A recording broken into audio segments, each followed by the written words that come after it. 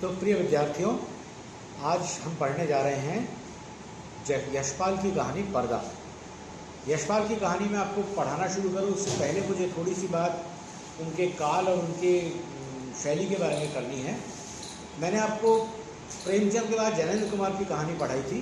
उस समय एक चर्चा रह गई थी प्रेमचंद के बाद का काल, जिसे प्रेमचंदोत्तर काल कहेंगे। हालांकि आपको याद होगा मैंने प्रेमचंद काल के बारे में कहा था कि उसे प्रेमचंद काल नहीं, प्रेमचंद प्रसाद काल कहा जाना चाहिए। तो उस दृष्टि से आप चाहें तो इसे प्रेमचंद प्रसादोत्तर काल भी कह सकते हैं।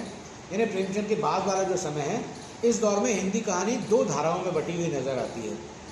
एक धारा तो है वैयक्तिक कहानीकारों की, जिन्होंने वैयक्तिक विषयों पर कहानियाँ लिखी। इनमें मनोवैज्ञानिक और दार्शनिक कहानियाँ भी थी। इस धारा का प्रतिनिधित्व मुख्य रूप से तीन कहानीकार करते हैं। एक जैनेंद्र कुमार, जिनकी एक कहानी पाजेब आप पढ़ ही चुके हैं। दूसरे अज्ञेय, जिनकी एक कहानी रोज़ आप इसके बाद पढ़ेंगे। और तीसरे इलाचंद्र जोशी। तो ये तीन कहानीकार हैं, जैनेंद्र, अज्ञेय और इलाचंद्र जोशी। तो ये तो हुई एक धारा, व्यक्तिवादी कहानियों की धारा। और दूसरी धारा है प्रगतिवादी कहानियों की धारा, प्रगतिशील कहानियों की धारा। इस धारा का प्रतिनिधित्व करते हैं यशपाल।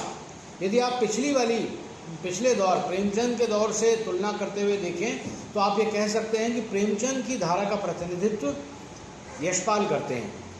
यशपाल कहानीकार होने के साथ साथ उनके जीवन के बारे में थोड़ी सी चर्चा करें तो आपको ये जान के खुशी होगी कि यशपाल भारत के स्वतंत्रता संग्राम से जुड़े हुए थे। और न सिर्फ स्वतंत्रता सेनानी थे, बल्कि वो अपनी जवानी के दिनों में जब वो नेशनल कॉलेज में पढ़ते थे, लाहौर के नेशनल कॉलेज में पढ़ते थे, तो उस ज़माने में लाहौर के नेशनल कॉलेज में कई बड़े स्वतंत्रता सेनानी थे। आप शायद अगर इतिहास के ज्ञाता हैं तो आपको पता होगा, भगत सिंह, सुखदेव, भगवती चरण वोहरा, इन सब के संपर्क में आए और नौजवान भारत सभा के सदस्य बने यशपाल। उसके बाद हिंदुस्तान सोशलिस्ट रिपब्लिकन आर्मी के सदस्य रहे। तो यशपाल क्रांतिकारी आंदोलन से जुड़े हुए थे। तो कहीं ना कहीं यशपाल का क्रांतिकारी आंदोलन से जुड़े होना उनके पूरे लेखन को भी प्रभावित करता है। साहित्यकार के रूप में भी जब उन्होंने लिखा तो उन्होंने सामाजिक समस्याओं को उठाना, रूढ़ियों के खिलाफ लिखना, क्रांति के पक्ष में लिखना, इस तरह की चीज़ों को अपनी रचनाओं का विषय बनाया। यदि हम उनकी रचना धर्मिता के बारे में बात करें तो पर्दा कहानी पढ़ाने से पहले मैं थोड़ा सा उनकी मुख्य रचनाओं के बारे में बात करता हूँ। यशपाल बहुत बड़े उपन्यासकार थे। उनका एक उपन्यास तो हिंदी उपन्यासों की यदि सूची बनाई जाएगी तो पहले 10 उपन्यासों में जरूर स्थान पाता है। वो उपन्यास है झूठा सच। झूठा सच उपन्यास यशपाल ने विभाजन के पृष्ठभूमि पर लिखा था। विभाजन के बाद 2 खंडों में यह उपन्यास है। और यदि आप बंटवारे की पीड़ा को समझना चाहते हैं तो इससे बेहतर कुछ, मतलब तमस और झूठा सच, ये 2 उपन्यास सबसे अच्छे उपन्यास माने जाते हैं जो बंटवारे पर हिंदी में लिखे गए। इसके अलावा उनके 2 और उपन्यास बहुत महत्वपूर्ण हैं ऐतिहासिक उपन्यासों की श्रेणी में। एक है अमिता और एक है दिव्या। दोनों ही स्त्री की पीड़ा ऐतिहासिक संदर्भों में हमारे सामने रखने की कोशिश करते हैं। इसके अलावा उनका एक उपन्यास है मेरी तेरी उसकी बात, और भी कई उपन्यास लिखे। और कहानी संग्रह भी यशपाल के कई कहानी संग्रह हैं। वे एक बड़े कहानीकार थे, प्रगतिशील चेतना वाली कहानियाँ लिखते थे। उनके कुछ कहानी संग्रहों के नाम बोल रहा हूँ: कुत्ते की पूंछ, चित्र का शीर्षक, पिंजरे की उड़ान, फूलों का कुर्ता, मकरी, महाराज का इलाज। महाराज का इलाज बड़ी मज़ेदार कहानी है। जैसा कि मैंने बताया ना, पोंगापंथ, कट्टरपंथ, रूढ़िवादिता और ढोंग, मध्यवर्ग का पाखंड, इन सब का यशपाल ने अपनी कहानियों में बहुत मजाक उड़ाया था। महाराज का इलाज कहानी में एक महाराज हैं जिनको एक बहुत गंभीर असाध्य रोग हो गया है, घुटनों में तकलीफ है, जिसके कारण वो उठ नहीं पाते हैं, बिस्तर पकड़े हुए हैं। उनका इलाज करने के लिए दुनिया भर के डॉक्टर आ चुके हैं और उनकी बीमारी को देख करके वो हर बार कहते हैं कि ये तो बड़ी गंभीर बीमारी है, ये तो कभी किसी को नहीं हुई। और महाराज बड़े गौरव बोध से भर जाते हैं कि देखिए मेरे को ऐसी बीमारी हुई जो आज तक किसी को नहीं हुई है। एक बार विदेश से एक डॉक्टर आते हैं। वो डॉक्टर उनकी बीमारी को देख दिखा करके फिर बाद में उनसे कहते हैं कि मैं आपकी बीमारी का इलाज जान गया हूँ। आपकी बीमारी पहले भी एक व्यक्ति को हुई है। और वो एक ऐसे व्यक्ति का नाम लेते हैं, सफाई कर्मी का, कि जो महाराज को बर्दाश्त नहीं होता। महाराज अपनी जगह से खड़े हो जाते हैं, साला हमको एक ऐसे आदमी से तुलना करता है। तो डॉक्टर साहब कहते हैं चलिए इलाज तो हो ही गया। इस तरह महाराज का इलाज होता है। खैर, ये तो मैं चर्चा चल निकली तो एक बार कहानी का सुनाने लग गया। आज हम पढ़ने जा रहे हैं यशपाल की कहानी पर्दा। पर्दा कहानी भेज दिया आपको PDF में। पहले पर्दा कहानी पढ़िएगा, उसके बाद मेरा लेक्चर सुनिएगा।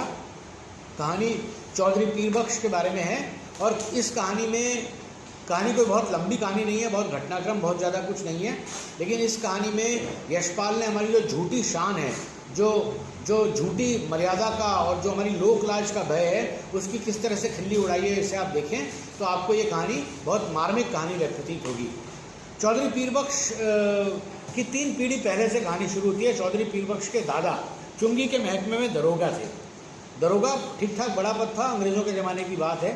तो अंग्रेज़ों के ज़माने में बहुत ऊंचे पद तो भारतीयों को मिलते नहीं थे, वो तो अंग्रेज़ों के लिए रिजर्व थे, लेकिन वो चुंगी के महकमे में दरोगा थे, तो अच्छी खासी आमदनी थी और एक छोटा पक्का मकान भी उन्होंने बनवा लिया था। बच्चों को अच्छी तालीम भी दी। उनके 2 लड़के थे, एक थे चौधरी फजल कुर्बान और दूसरे थे इलाही बख्श। फजल कुर्बान और इलाही बख्श उनके 2 बेटे हुए। दोनों बेटे ठीक ठाक नौकरी पा गए, एक डाकखाने में लग गए और दूसरे भी कहीं और लग गए। उनके फिर और संतानें काफ़ी सारी हुई। इलाही बख्श के 4 बेटे और 2 लड़कियां हुई। देखिए, एक मकान था, 2 बेटे हुए, मकान का बंटवारा हुआ, फिर 2 बेटे के, उनके 4 बेटे और 2 लड़कियां हुई। मकान छोटा पड़ने लगा, धीरे धीरे अगली पीढ़ी के लोगों को दूसरी जगह जाना पड़ा। लड़के उतना पढ़े लिखे नहीं निकले, उतने काबिल नहीं निकले। तो चौधरी इलाही बख्श वाले वंश वृक्ष के बारे में यदि हम बात करें तो चौधरी इलाही बख्श के बड़े साहबजादे एंट्रेंस पास करके डाकखाने में 20 रुपये की क्लर्की पा गए। दूसरे साहबजादे मिडिल पास करके अस्पताल में कंपाउंडर बन गए। जो ज़माना गुजरता जाता, तालीम और नौकरी दोनों मुश्किल होती जा रही थी। यानी चौधरी दादाजी वाला अच्छा ज़माना तो बचा नहीं था कि थोड़ी सी पढ़ाई करके आदमी को बड़ी नौकरी मिल जाए। नौकरियाँ भी मुश्किल हो गई थी और तालीम पा करके अच्छी नौकरी पाना मुश्किल होता जा रहा था। तो तीसरे बेटे थोड़े होनहार थे, उन्होंने वजीफ़ा पाया। जैसे तैसे मिडिल पास करके स्कूल में मुदर्रिस होकर के देहात चले गए। तो ये ऊपर पहले 3 बेटों की दास्तान हुई। अब ये चौथे लड़के जो हमारी कहानी के नायक हैं, ये है चौथे लड़के पीर बख्श। ये प्राइमरी के आगे पढ़ नहीं पाए, इनकी ज़्यादा पढ़ाई लिखाई में इनका मन नहीं लगा। आजकल की तालीम माँ बाप पर खर्च के बोझ के सिवा है ही क्या। स्कूल की फ़ीस हर महीने और किताबों, कॉपियों और नक्शों के लिए रुपये ही रुपये, यानी खर्चा बहुत। और यानी चौधरी पीर बख्श नहीं पढ़ पाए, इसका दोष जो है वो तालीम को दे रहे हैं यहाँ पे वो। खैर, तो चौधरी पीर बख्श ज़्यादा पढ़ नहीं पाए और ख़ानदान की इज्जत बहुत बड़ी थी, बड़े ख़ानदान के रहने वाले थे। तो यहाँ देखिए बड़ा मार्मिक है। ये हिस्सा कहानी के सबसे महत्वपूर्ण 2 हिस्सों में से एक है। यदि आपको कहानी समझनी हो तो चौधरी पीर बख्श का भी ब्याह हो चला था। मौला के करम से बीवी की गोद भी जल्दी ही भर गई। पीर बख्श ने रोजगार के तौर पर खानदान की इज्जत के लिहाज से एक तेल की मिल में मुंशीगिरी कर ली थी। तालीम ज़्यादा नहीं तो क्या, सफ़ेदपोश खानदान की इज्जत का पास तो था। मजदूरी और दस्तकारी उनके करने की चीज़ें न थी। वह चौकी पर बैठते, कलम दवात का काम था। इसका अर्थ क्या है, मैं इस पर थोड़ी देर बाद बात करूँगा। पहले हम कहानी में आगे बढ़ते हैं। तो आपको ये पता लग गया है कि चौधरी पीर बख्श जो है वो एक तेल मिल में मुंशीगिरी का काम कर रहे हैं। और उनको कितना मिलता है? उनको मिलता है 12 रुपये महीना। 12 रुपये महीना बहुत कम है। ये आप इस कहानी की शुरुआत के एक पंक्ति से भी जानकारी पा सकते हैं, जहाँ चौधरी पीर बख्श कहा करते हैं कि एक ज़माना था लोग मिडिल पास करके डिप्टी कलेक्टर ही करते थे, और आजकल की तालीम है कि एंट्रेंस तक अंग्रेज़ी पढ़ के भी लड़के 30-40 से आगे नहीं बढ़ पाते। यानी 30-40 की तनख्वाह भी कम है। तो जिस समय, हालांकि पुराना समय है, 30-40 भी कम माने जा रहे हैं, तो 12 रुपये तो कितने कम होंगे आप समझ ही सकते हैं। तो 12 रुपये महीने की तनख्वाह थी। चौधरी पीर बख्श के ख़ानदान, उनके भी बच्चे काफ़ी सारे हो गए थे और खर्चे बढ़ते जा रहे थे, पैसा कमाई कुछ थी नहीं।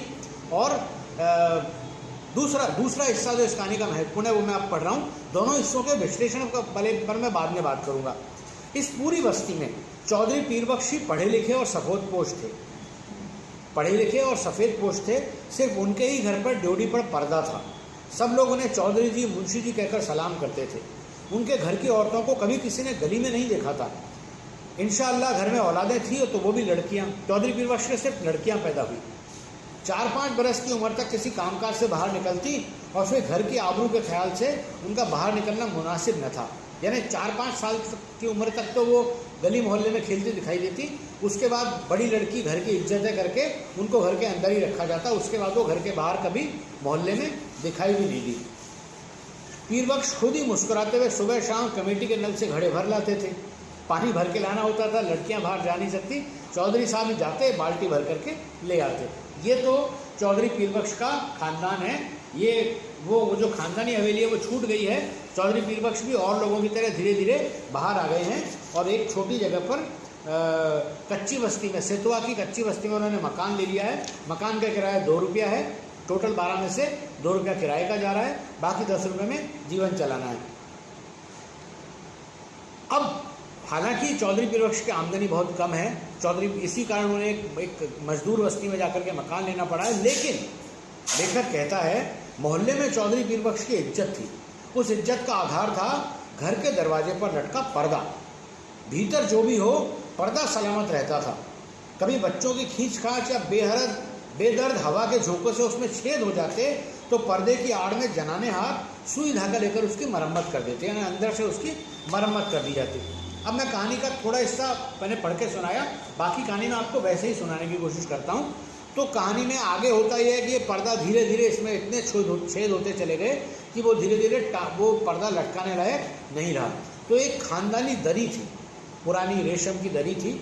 वो रेशम की दरी जो थी वो दरी पुश्तैनी दरी जो थी वो पर्दा बना करके मेन गेट पर, मुख्य दरवाजे पर लटका दी गई। लोगों ने कहा भी कितनी सुंदर दरी क्यों लटका रहे हैं, इसकी जगह कोई टाट का पर्दा लटका दीजिए। लेकिन टाट का पर्दा लटकाने में भी खर्चा होता है, उतना पैसा शायद चौधरी साहब के पास था ही नहीं।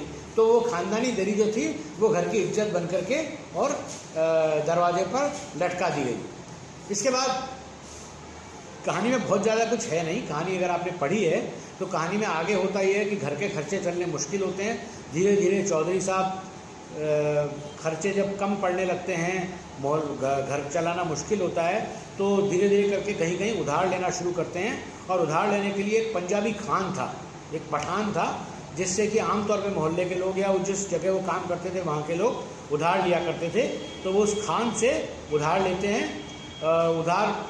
एक बार लेते हैं, धीरे धीरे करके बड़ी मुश्किलों से चुकाते हैं, दूसरी बार लेते हैं, दूसरी बार थोड़ा चुकता है, फिर तीसरी बार थोड़ा और लेते हैं। इस तरह वो उधार के चक्र में फंसते चले जाते हैं। अब इसके बाद कहानी आप पढ़ चुके होंगे, मैं मान के चल रहा हूँ। तो एक बार होता यह है कि हर बार तनख्वाह में से वो थोड़ा हिस्सा पेशगी का ले लेते हैं। तो जब आखिरी में महीने के अंत में तनख्वाह हाथ आती है तो 12 रुपये की जगह 8 रुपये, कभी 6 रुपये इतने ही हाथ आते हैं। तो तनख्वाह में से होता कम है, उसमें से उनको 2.25 रुपया पठान को देना है, वो बचता नहीं है। तो फिर वो बहाने करने लगते हैं, वो छुपने लगते हैं। इस तरह से एक बार पठान उनके घर पे आता है, धमकी देता है, तब वो उसको किसी तरह लल्लो चल्लो चप्पू करके भेज देते हैं कि भाई अगली बार दूंगा। अगली बार का फिर मौका आ जाता है और वो इधर उधर कई जगह हाथ मारते हैं कि कहीं से उनको उधार मिल जाए पठान को चुकाने के लिए, लेकिन किसी के पास देने के लिए नहीं होता है। तो वो एक पठान का उधार चुकाने के लिए वो दूसरी जगह फिर ब्याज पर पैसा मांगने की कोशिश करते हैं, लेकिन कोई उन्हें देता नहीं है। तो होते होते फिर वो घर लौट के नहीं आते हैं कि पठान घर के बाहर खड़ा होगा, इंतज़ार कर रहा होगा। इंतज़ार करते रहते हैं कि पठान चला जाए तो लौट के आएँ, और आखिरकार जब वो लौट के आते हैं तो खान घर के बाहर खड़ा मिलता है। 4 घंटे पहले ही खान की पुकार सुनाई दी। चौधरी पीरबख्श के शरीर में बिजली सी तड़प गई और वे बिल्कुल निस्सत्त हो गए, हाथ पैर सुन्न और गला खुश्क। अब पठान तो पठान है, वो तो सूदखोर है, उसका काम तो पैसा देना और समय पर पैसा वसूल करना है। वो एकदम बुरी तरह से बोलने लगता है, पैसा नहीं लिया तो पैसा नहीं देना तो लिया क्यों, तनख्वाह किधर में जाता, आरामी हमारा पैसा मारेगा।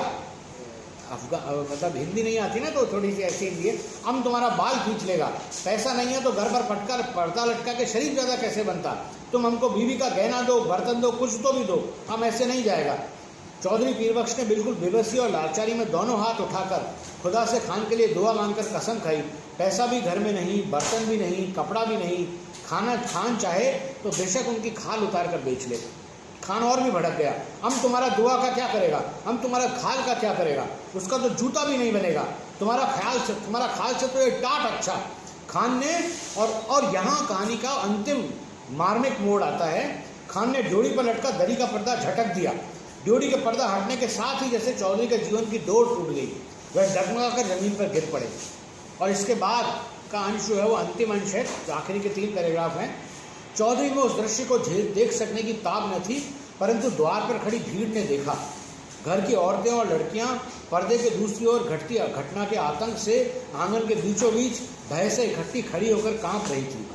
सहसा पर्दा हट जाने से औरतें ऐसे सिकुड़ गईं जैसे उनके शरीर का वस्त्र खींच लिया गया हो। वह पर्दा ही तो घर भर की औरतों के शरीर का वस्त्र था। उनके शरीर पर बचे चीथड़े उनके 1/3 अंग को ढकने में भी असमर्थ थे। ये है असली सार। घर के अंदर महिलाओं के पास पहनने के लिए पूरे से कपड़े नहीं बचे थे, फटे हुए कपड़े पहन रही थी। घर के अंदर कुछ नहीं था, लेकिन घर के बाहर एक बहुत सुंदर पर्दा लटकाया गया था ताकि घर की इज्जत बरकरार रहे। जाहिल भीड़ ने घृणा और शर्म से आंखें फेर ली। उस नग्नता की झलक से खान की कठोरता भी पिघल गई। ग्लानि से थूक पर्दे को आंगन में वापस फेंक क्रुद्ध निराशा से उसने कहा, लाहौल विला, और असफल लौट गया। यानी खान जैसे निर्दयी का दिल भी पसीज गया उस दृश्य को देख करके। भीड़ भय से चीखकर ओट में भागती हुई औरतों पर दया करके दरवाजे के सामने से हट गई। औरतें एकदम चीख कर अंदर भागी। भीड़ भी उस दृश्य को न देख करके हट गई। चौधरी बेसुध पड़े थे। जब उन्हें होश आया, ड्योढ़ी का पर्दा आंगन में सामने पड़ा था, परंतु उसे उठाकर फिर से लटका देने का सामर्थ्य उनमें शेष न था। शायद अब उसकी आवश्यकता भी न थी। पर्दा जिस भावना का अवलंबन था वह मर चुकी थी। यहाँ कहानी खत्म हो जाती है। मैंने जो 2 अंशों पे पहले बात की थी, उन अंशों के बारे में अब थोड़ी सी चर्चा आपसे कर लूं। यह दशा क्यों प्राप्त हुई? क्यों पठान ने आकर के जब पर्दा खींचा और इस तरह का दृश्य देखने को मिला तो चौधरी पीर बख्श की ऐसी दशा क्यों हुई? ये पर्दा इज्जत का अवलंब क्यों बन गया? इसके 2 संकेत कम से कम कहानी में मिलते हैं। पहला संकेत वहाँ मिलता है जहाँ चौधरी साहब की नौकरी के बारे में वो कहते हैं कि चौधरी साहब हालांकि थे तो प्राइमरी पास, उनको कोई बड़ी नौकरी नहीं मिल सकती थी, लेकिन वो श्रम का काम करने के लिए तैयार नहीं थे, क्योंकि वो एक सफ़ेद पोश शरीफ जादे खानदान के वारिस थे। इसीलिए वो कोई दस्तकारी का या मजदूरी का काम कर लेते तो उनकी इज्जत घट जाती। पढ़ना लिखना आता नहीं था, इसलिए उनको पढ़ाई लिखाई का बड़ा काम मिल नहीं सकता था। तो ले दे करके उन्होंने एक छोटे से बनिए के यहाँ छोटी सी मुंशीगिरी का काम किया और मुश्किल से 12 रुपया उनको महीना मिला। शायद वो अपनी इस तथाकथित खानदानी इज्जत की परवाह न करते और कहीं कोई और काम अपनी योग्यता के मुताबिक ढूंढ लेते तो शायद वो इससे ज़्यादा कमा पाते। और दूसरी बात, घर की महिलाओं को घर के अंदर बंद करके रखा गया है। न तो वो श्रम करेंगी, न वो घर की आमदनी को बढ़ाने में कोई योगदान देंगी। वरना जब परिवार में आमदनी कम हो तो महिला भी काम करे, पुरुष भी काम करे, मिलकर के घर चलाया जाए, इस तरह की समझ भी उनके अंदर नहीं है, क्योंकि ये पुरानी सामंती सोच है स्त्रियों को घर की 4 दीवारी के अंदर रखने की। तो दोनों तीनों कारणों को मिलाकर के जब हम देखते हैं तो हम ये पाते हैं कि चौधरी साहब के पास कुछ नहीं बचा है। चौधरी साहब फटे हाल हैं, लेकिन जिस मोहल्ले में वो रहते हैं वहाँ उनकी सबसे ज़्यादा इज्जत है। इस तथाकथित इज्जत को बचाए रखने के लिए न तो वो कोई नया काम कर सकते हैं, न उनके घर की औरतें काम कर सकती हैं। एक पर्दा है जो इज्जत को ढके हुए है। हालांकि बाहर पर्दा है, अंदर कुछ नहीं है। अंदर फटे हाल है, अंदर घर में खाने को दाने नहीं है, पहनने को औरतों के पास कपड़े नहीं हैं, लेकिन बाहर एक सुंदर पर्दा लटका रखा गया है। तो यशपाल इस झूठी शान का, इस पुरानी सामंतवाद की, ढहते हुए सामंतवाद का हमारे सामने एक नग्न चित्र प्रस्तुत कर देते हैं। एक तरह से उस पर्दे को ढा करके उन्होंने इस पुरानी सामंती मान्यता को पूरी तरह से ढा दिया, नए मूल्यों की स्थापना कर दी। तो ये कहानी दरअसल इस पुराने सामंतवाद के, उन पुराने सामंती मूल्यों का मजाक उड़ाने के लिए लिखी गई है। इस कहानी को पढ़ करके आपके मन में एक आधुनिक सोच विकसित होनी चाहिए। इन पुराने सामंती मूल्यों के खिलाफ मन में घृणा पैदा होनी चाहिए। यही इस कहानी का सार है। जैसा कि मैंने पहले भी कहा था, यशपाल प्रगतिशील चेतना के कथाकार थे। वे आमतौर पे वैयक्तिक संबंधों को बताने वाली कहानियाँ नहीं लिखते थे। उनका बल हमेशा इस बात पर होता था कि वो व्यक्ति के दोहरे मानदंडों का, सामंती मूल्यों का, पाखंड का, इन सब चीज़ों का मजाक उड़ाएं। उन्होंने अपनी कहानियों में, इन ढेर सारी कहानियों में इन सब चीज़ों का मजाक उड़ाया है। उन्होंने धार्मिक आडंबरों का मजाक उड़ाया है। उन्होंने मजहब के नाम पे और प्रथा के नाम पे और लोग क्या कहेंगे के नाम पे और सामाजिक रीति रिवाजों के नाम पे हम जिन कुप्रथाओं से घिरे हुए हैं उनका लगातार मजाक उड़ाया।